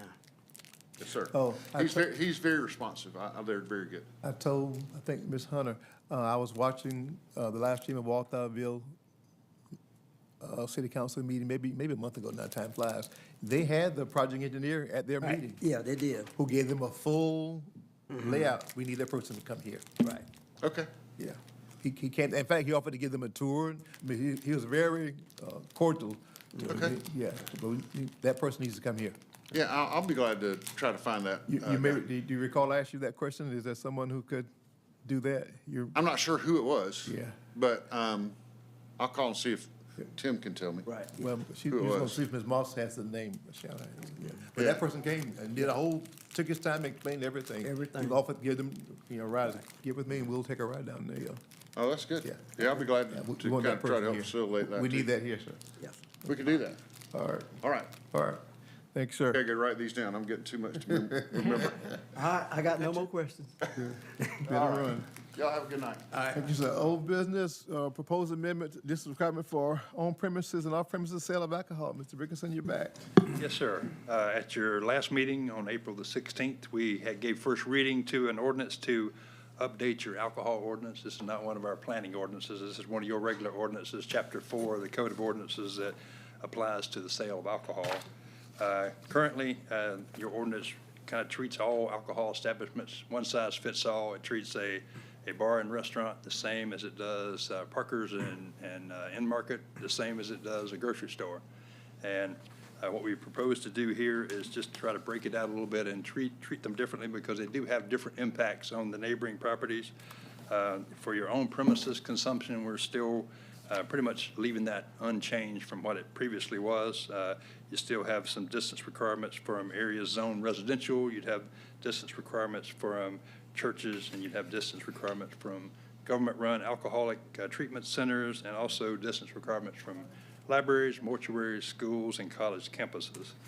But the big change that we're proposing here is under the off-premises. That's where you take your package and you leave.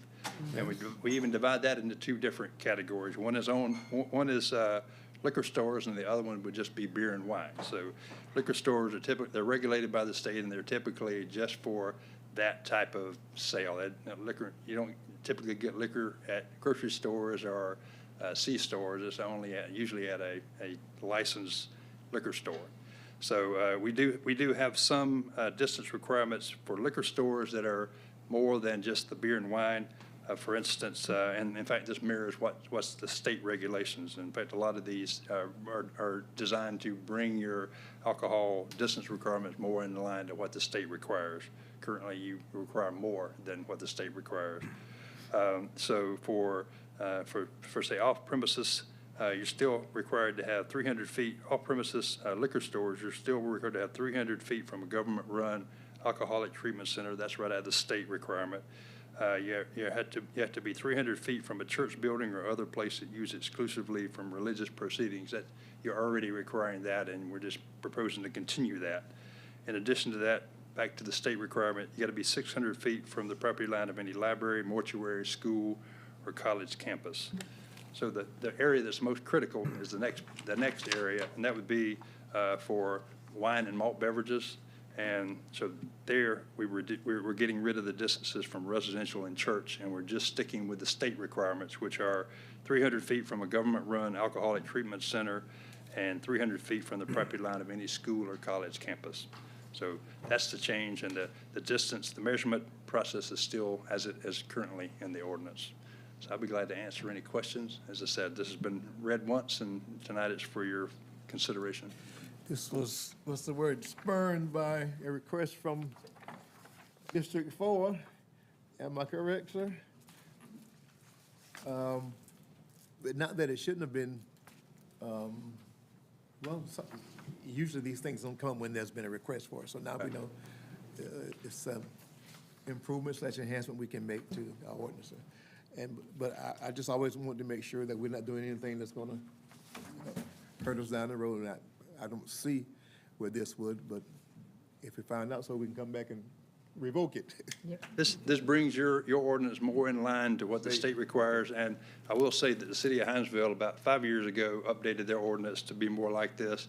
When the little C-store on Memorial Drive closed and ceased to be a Clyde's, when the new owner bought it and wanted to reopen, they couldn't open because there's a church right across the street and libraries over here, and they had a one-size-fit-all, so they kind of separated that out and brought it more in line with the state. So the C-store was able to reopen in that spot.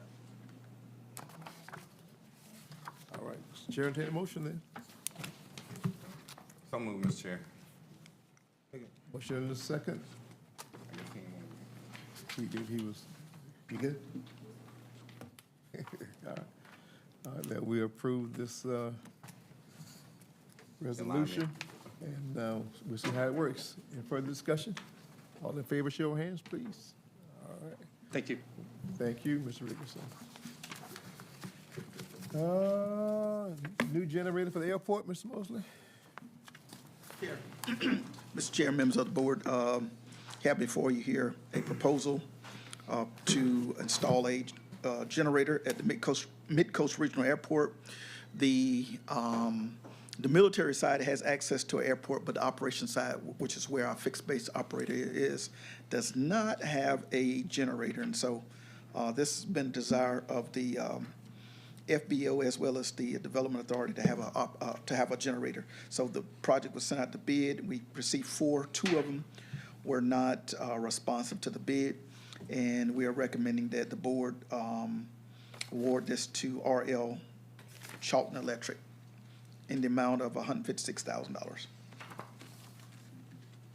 Who all is involved in this, Mr. Mosley? Mr. Authority? Mr. Brown, I'm Mr. talking about O'Hagan, and myself. department, Liberty County and Hinesville on this generator. Who else gonna pay for it? It will come from some SPLOST funds. SPLOST fund, okay. Yes, sir. And from my handout. What's the amount, sir? Again? $156,000. All right, good. Chair, entertain a motion. Well, I went to the question. Question, okay. Discussion. I make a motion for approval. Okay, second. Mr. Blunt, seconds. All right, now discussion, sir.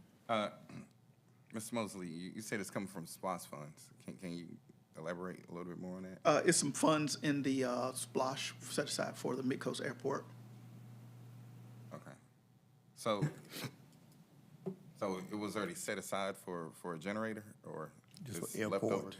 Just airport? It's for airport General? operation. Airport. Okay. Like maintenance or something? or Maintenance. Anything in particular? It was some funds for the Midcoast Airport for operations improvements. Not operations improvements, because you can't do it operations, but Right. improvements. That's Some of the other funds we get from, operations, and then the three, City of Hinesville Development Authority, Liberty County. That it? For the airport operations, yes, sir. Yeah. They come out of our general fund. Because the airport is really designing, and it's about, I'm not sure when it's time for a report again, update on the airport.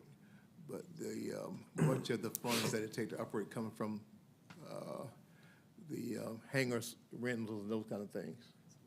But there's always gonna be some maintenance, cost to it, but a lot of the, and we can have that presented, a lot of the expenses to operate the airport comes from the rentals of the, hangar there. And that, in fact, at one time, there were 2 flight schools out there. I'm not sure, I think one may have closed. It's just one.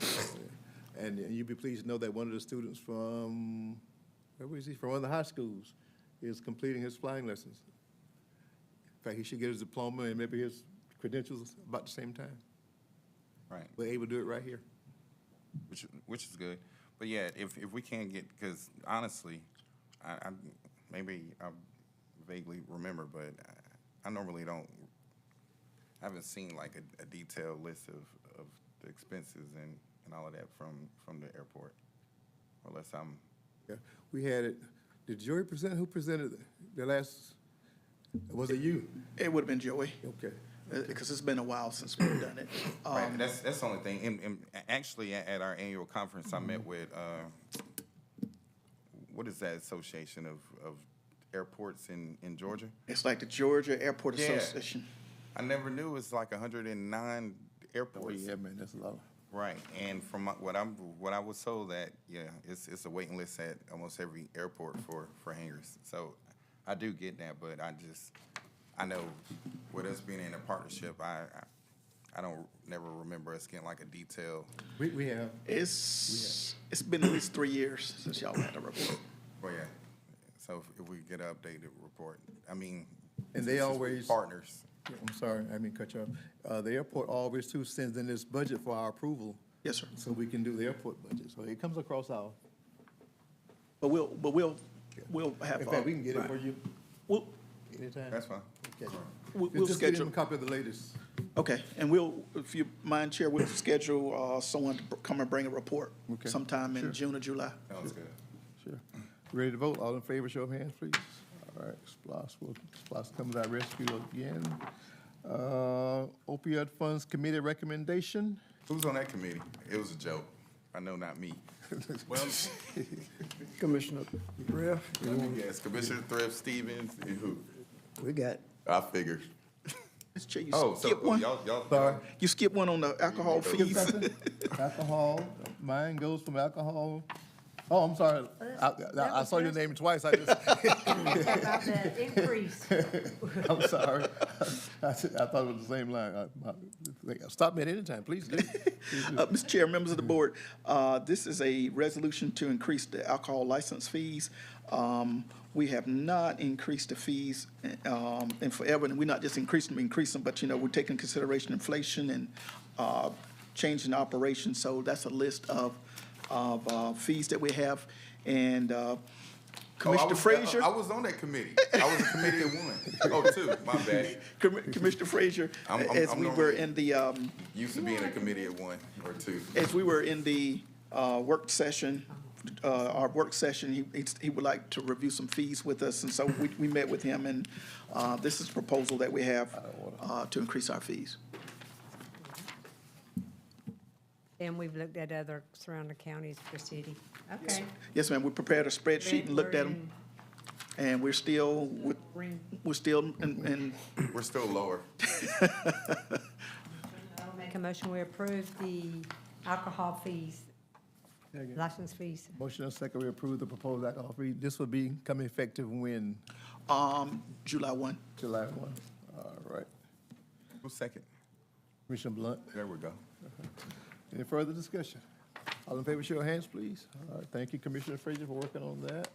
You're welcome. Ms. Hunter, thank you for your guidance. Oh, man. Yes, Mr. Chairman, the committee, myself and Commissioner Blunt, and then Mr. Stevens sat in on that also. And we want to make a recommendation for approval of the applications that we received for the opioid settlement funds. $20,000 for drug court, veterans treatment court was $20,000, family treatment court was $20,000. The NARC box for EMS is $32,195. The sheriff's office CHAMPS program is $19,788. And that leaves the balance of $11,615.01. That's the balance left, right? Yes, sir. Okay. Remind me, you sat down too soon, sir. I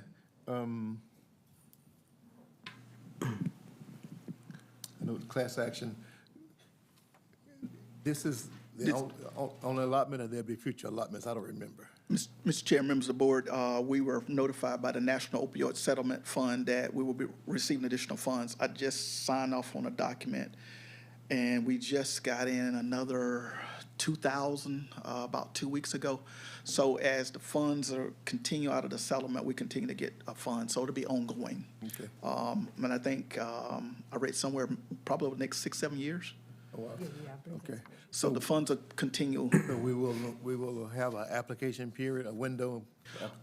This will, as I mentioned, as- we had about 120-something thousand. This would exhaust it down to about 11. So 11. as we build up, probably in 2028, it'd be a good time. But we should be increasing. We should have enough to have some more competitive I'm kind of grants. thinking if this become public, which it is, someone else may want to apply. So that's why I say, is there a certain window of time, or as funds are? Available. I know that y'all want to be a little bit more generous on this first round, so maybe in the next round, if we got a smaller amount, y'all might want to decrease the amount that you give out. All right.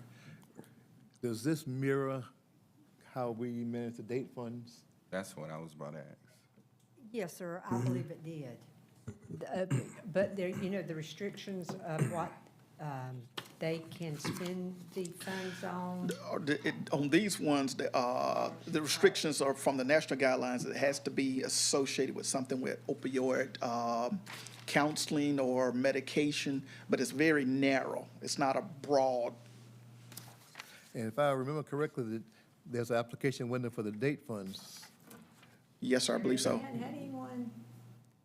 My point is, we probably need to, We'll get with Heather Maybe mirror and those. we'll get with Finance Department and bring y'all some information on you may that. get an application in soon. Right, because I don't know how true it is or not, but we needed to follow up anyway. Man, somebody been eating on my desk or something. With the Boys and Girls Club, I think they said they applied for something and haven't received a response. I think they did, sir. They may be eligible on the date. On the date, right? We'll get with Finance Department and bring y'all back a report. Okay. Yeah, I think it was a date, something like. Yes, sir. date funds, yeah. Okay. Did we vote? No, I Oh, did I'm sorry. I did have a question, Mr. Chairman. I know at the last meeting, when we were talking about the committee, and Commissioner Frazier said, "Why am I never on the committee?" I said, "Well, you can have my spot." And we kind of laughed, and but when I left, because I had a packet, a binder, and I thought I was on committee. Now, that was 2 weeks ago. I thought I was on a committee along with Commissioner Thrift and Commissioner Blunt. At least I thought I was, because I did get the binder, and then I sent the email. The last couple of weeks since we met, I've been on a lot of regional stuff on my day job, and I didn't have a chance to meet, but I did send an email out saying, have we met? And didn't get no reply. I think I copied you and Mr. Mosley and Connie and Tim. But if I'm assuming they met. I guess so, if they're making a recommendation. But if I'm not on the committee, I know now. But I thought I was when we left here, even though we kind of joked when Joseph said, why am I never on the committee? And I said, well, you can have my spot. We laughed You saying that, yeah. and the meeting adjourned. And I think it probably just kind of fell through the cracks since that area. I remember you saying that. But I don't know how nothing like that could fall through the cracks. If you're on the committee, you're on the committee. Hey, I used to be on So the you're sheriff saying that you would committee. give up your, and I was gonna give it up to Justin because he Yeah. asked, but I didn't say. And I don't remember that I that. wasn't. And you didn't get a response But no. from and the if I- email? And if I did, I wouldn't have sent that email. Yeah. If I had. You didn't get a stepped down response from the email? there. No. That was Friday when I got back from all this. But I'm good not being on it. I just didn't know that I wasn't on it until I saw that the recommendation was coming up. Now, we got these board appointments. This is the left side of the chairman this year. I think I'm still on that committee. But we'll find out in just a few minutes. Okay. I guess. I'm good not being on it. I just didn't know that I wasn't on it. Or I guess in the future, can we just have a list of the committees and who are on the committees? Or is it just, We'll get Maria to provide that for you guys. But I'm not on the opioid committee, so Maria don't need to do that. Yeah. No. Okay, I'm good. I'm just trying to remember.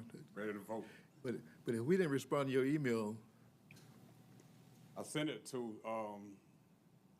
Commissioner Blunt, Commissioner Thrift. I copied you and Mr. Mosley Friday morning. Friday. Apologize, I don't know. Because no one try to respond to emails. But if that was Friday morning and we voting on it today, it's obvious the meeting had already took place prior to Friday, or y'all did it Saturday, Sunday, or yesterday, to have a recommendation. So when I sent the email, maybe it was already a done deal. That's why there was no sense to reply. No? It was made mention at the last meeting that I asked, did I want it to be on it? When did y'all meet? That's how I got there. Yesterday. We talked about it Saturday and Sunday. Kind of like what we did with these other board appointments. Okay. I'm good. Okay. But if we need another, we try to have it, so 1, 2, 3. No, I don't. I needed to say that though, and I did. Yeah. But we won't meet again for a while, okay? All right, okay. All right, thank you, sir. So, We didn't vote though, did we? We hadn't voted. Yep, ups, all in favor. Thank you. Now you ready for the board appointments? Yes, sir. And as the chairman of the selection committee, I did communicate with Commissioner Walden and Commissioner Blunt, and I copied Mr. Mosley and the chairman. I saw that. Because Ed is still in the hospital. Yeah. And we're ready to make the board's recommendation. And all of the recommendations are unanimous. So I'll start first with the Coastal Regional Commission. Okay. And we're recommending that we reappoint Pastor Richard Hayes. Commissioner Blunt, will you make that into a motion, sir?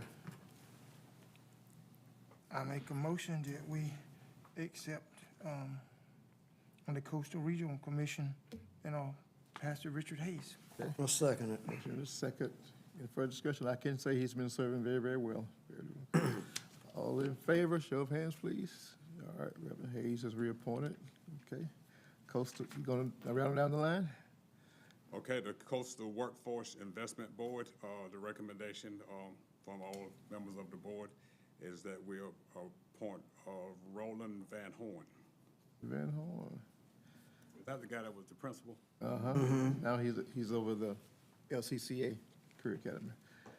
Only they don't call him principal, they call him CEOs. All right, the recommendation, someone make it that into a motion, please? That Mr. Van Horn? Chair. Commissioner Frazier makes that motion, is that second?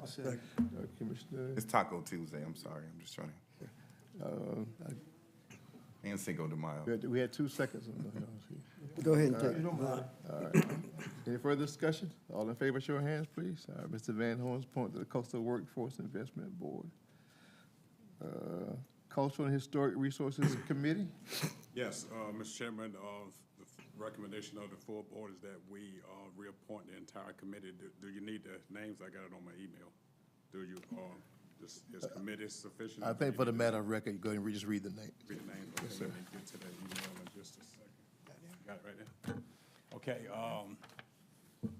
recommendation, Jeffrey Porter, Jason Baker, Lynn Pace, LaSeria Lovett, Lisa Laura Moore, and James Ingram Jr.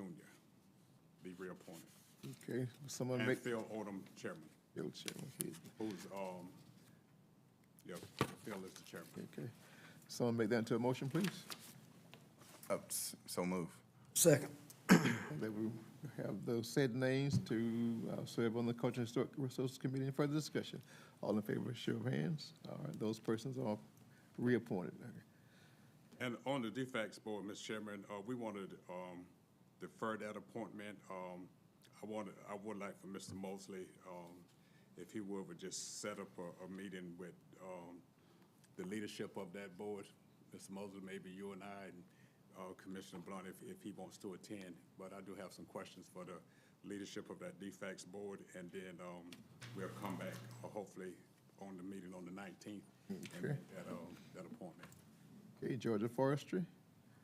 Georgia Forestry, recommendation of the entire board is Jeff Mobley. Someone make that into a motion, please? I make a motion, we appoint Jeff Mobley to the Georgia Forestry. Jeff Mobley has been Second, mentioned. Mr. Chair. And a second from Commissioner Frazier. Any further discussion? All in favor, show of hands, please. Mr. Mobley's reappointed, thank you, sir. Library Board. Georgia Forestry, Jeff, okay. Yes, sir. Library board, recommendation of the entire board is Mary Beth Dieters. She's very passionate too. Chair, entertain a motion to that effect. So move. There's a second? Second. Any further discussion? All in favor, show of hands. All right, Ms. Mary Beth. She met with us doing that whole library discussion. She was very rational about it, all those kind of things. Public Facilities Authority. Yes, our recommendation of the entire board is James Thomas. Recommendation, Ms. Thomas, can someone make a motion to that effect, please? So move. Thomas, Second. second. Thank you. Any further discussion? All in favor, show of hands. Mr. Thomas is reappointed. Recreation Board. And that's a district appointment, but that's Eddie's district. Yeah. And recommendation is Chuck Smith. Now, do we vote on that one, or that's something that Eddie handles? No, we vote on that. Vote on, okay, yeah, the recommendation is for Chuck Smith of the entire board. Someone make that into a motion, please? So move, Mr. Chair. Is there a second? Motion second. We have Mr. Chuck Smith to serve on the Recreation Board. You second. I made the motion, I think, yeah. All right. All in favor, show of hands, please. All right. Happy to have all those persons to serve. They did pretty good down there. I think so too. All right. I'll get with you on the DFACS appointment, and I will, Okay. within the next couple of weeks, before the 19th. Yeah, just let me know. Or when is it? That's our next meeting on not the 19th. Next meeting is on the 21st. Yeah, okay. We'll, hopefully, I'm free. I'll reach out to her tomorrow. Okay. Your report, sir? Let me, I was gonna make, very quick before you do that. I had the opportunity to run into Ms. Carissa Young, the former CEO or principal at Liberty County Career Academy. Whatever division of Hyundai she works for, more Liberty County folk have jobs than any other county. Yep. Sometimes we fuss about that. More Liberty County folks have jobs than any other county, than Chatham and Effingham and Bryan. They said Chatham has the next most people, but Liberty County has more folk employed there than any of the counties in the area. Yeah, my dad, seriously. All right, sir. Mr. Chair, members of the board, in our recognition of the members of staff who went down to help Brantley County. I did forget to mention that Gene was in contact with their EMS unit, and did y'all send somebody down there, Gene? Okay, so, but Gene had made contact in terms of being available to provide mutual support. So they let the ambulance personnel down there know that we will be there to assist. So just wanted to recognize them. I didn't want to leave them out. And I also got a notice from Kelly Wiggins that Ms. Marcia Hamilton resigned from HAMPO Citizen Advisory Committee. And she said that's a county appointment, so that vacancy, we would be responsible for filling that vacancy. So I wanted to bring it to the board's She attention. lives down on the coast down there. I wonder, one time they were thinking about relocating. I wonder if that's, Yes, sir. Okay. That's what the notification was. yeah. A good example, somebody that loves staying here, but the husband had a great job offer, so. And that concludes my report, sir. All right. 10 minutes late, let's get up out of here. Chair, take the motion to adjourn. So moved, Mr. Second, Chair. all in favor? All right, thank you.